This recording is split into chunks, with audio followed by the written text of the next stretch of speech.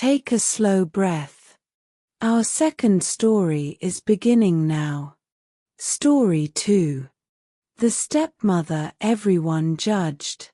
In the small Yorkshire town of Kettleford, everyone knew everyone else's business. That is simply the way small towns are. When David Reeve lost his wife Margaret to illness in the spring, the whole town grieved with him. Margaret had been well loved. She had run the school library. She had organized the Christmas fair every year for 11 years. She had been kind and funny and warm. And so when David arrived at the village pub 14 months later with a woman nobody had ever seen before, people noticed immediately. They always do. Her name was Rose. She was 42 years old. She had dark hair cut short and quiet, careful eyes. She wore no jewelry except one small gold ring on her right hand. She smiled politely when people spoke to her.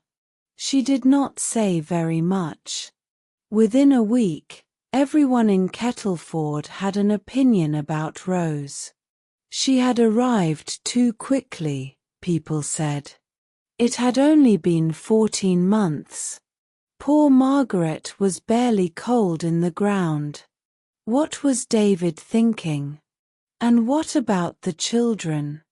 The children were Emma, 16, and Jack, 13. Emma had her mother's red hair and her mother's laugh.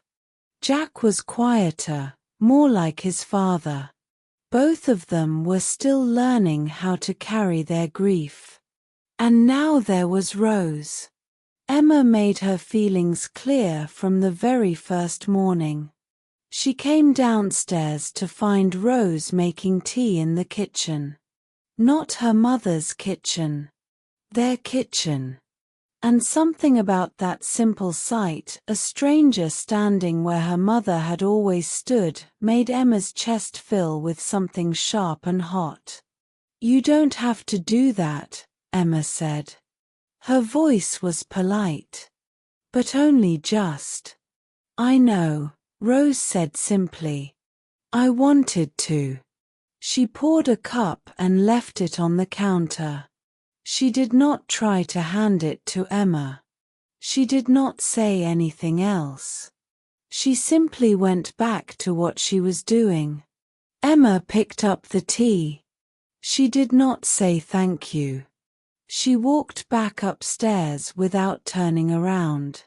Rose did not react. She simply washed up the cups and got on with the morning.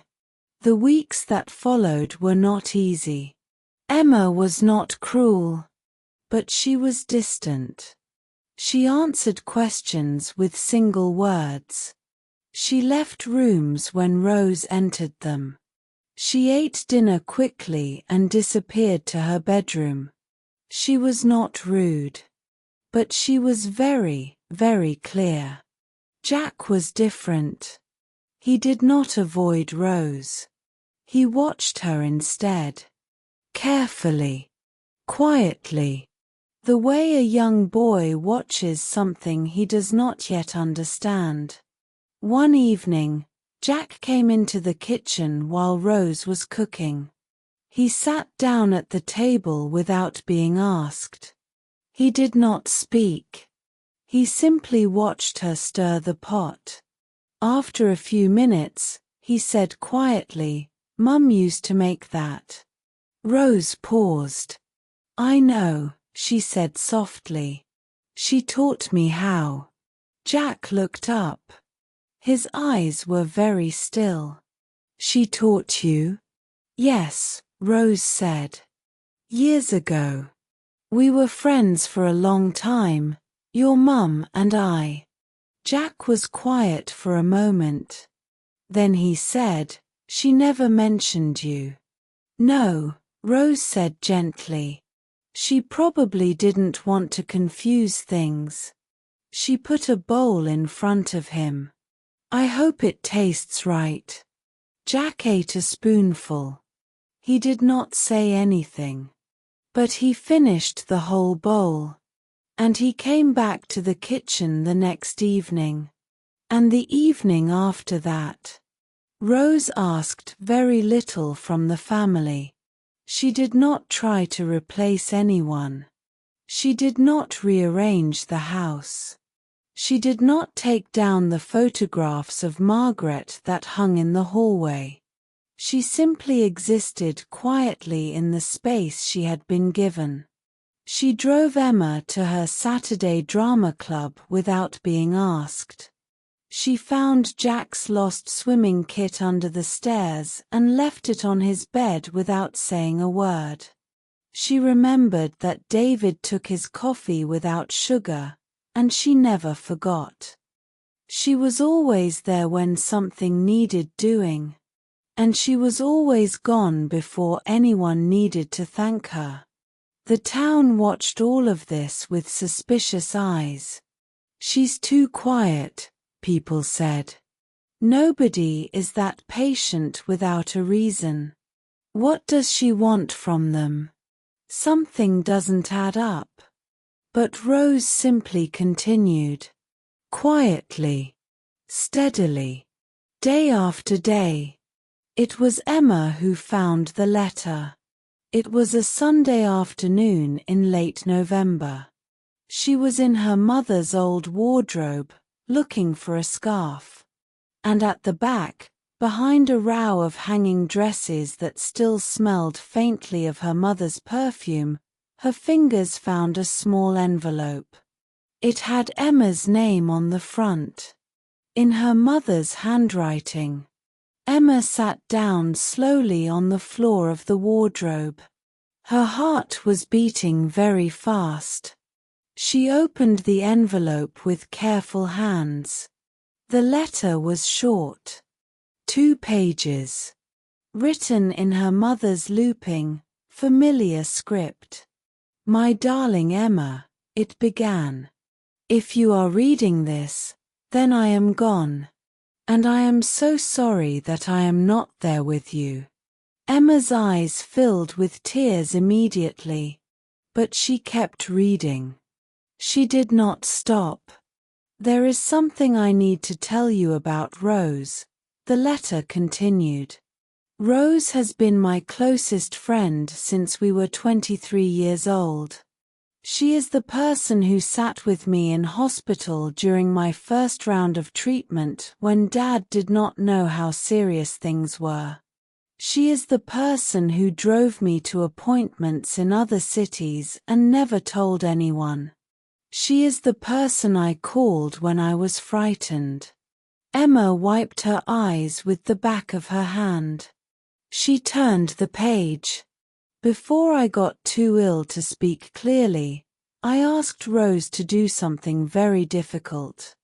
I asked her to be there for you and Jack and your dad after I was gone. I did not make her promise. I simply asked. And Rose said yes. Not because she had to. Because she wanted to. Because she loves you, all of you, through loving me."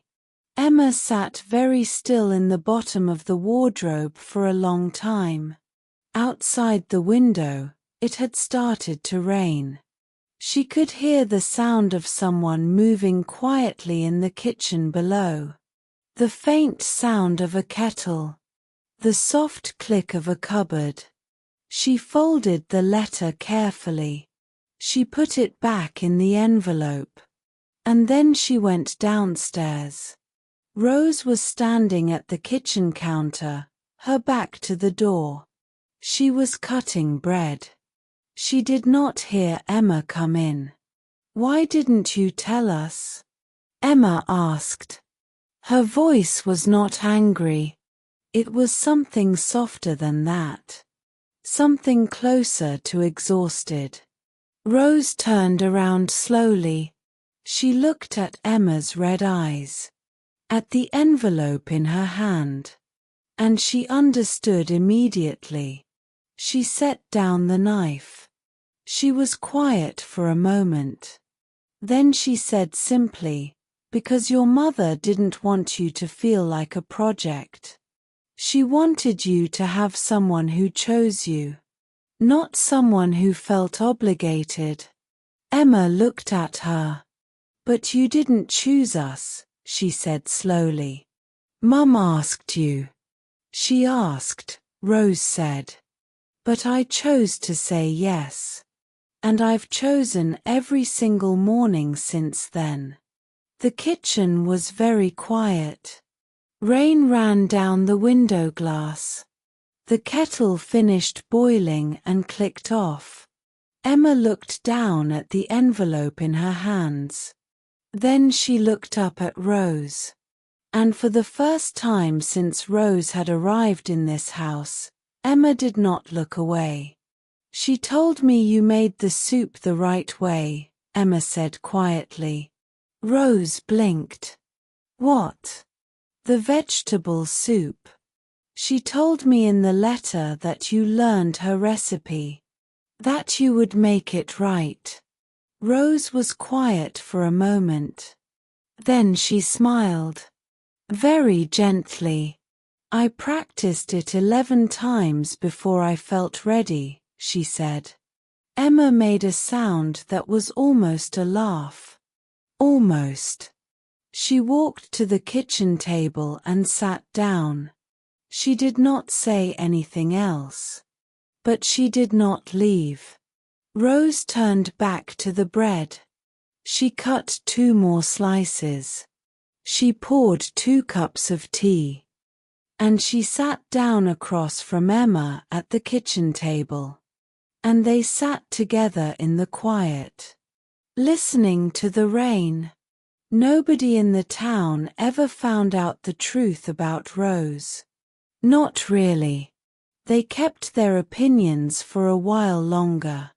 And slowly, quietly, they stopped talking. Because there was nothing to talk about. Just a woman. Living quietly in a house. Making soup the right way. Choosing, every single morning, to stay.